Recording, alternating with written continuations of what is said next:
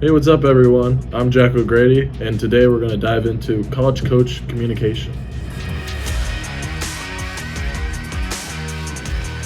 So, to start the process, you first want to research the schools and identify each school by academics and athletics, and that goes in a pair.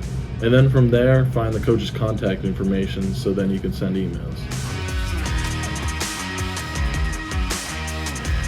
So there's a few things you want to include in your email. First off, it's got to be concise. It's got to be short, to the point, but professional.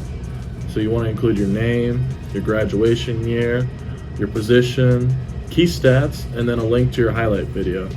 And then from there, you want to show why you're interested in this program. If you don't get a response in a week or so, probably a week to 2 weeks, you want to just send a follow-up email and reiterate why you're interested in this program, and maybe even include something that's even more important that catches the coach's eye, because maybe they didn't see it the first time. If you're going to go on a video call or a phone call with the coach, you want to be yourself. You want to show that you got good communication skills and you're professional, but also you want to show that why you're a good fit for the team. And then also you want to at least research the athletic program and the school, just so you have a list of questions to show that you're interested in the program.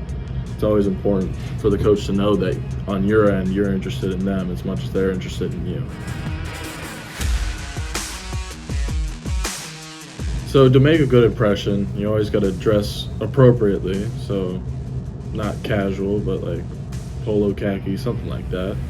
And then you got to arrive early or on time, whatever is beneficial. And then always be polite and respectful to everyone on campus, not just the coaches. And then show genuine interest in the program and the school, because they want to see both sides. And then after your visit, you want to send a thank you email. Just appreciate the opportunity and show the coach that you care.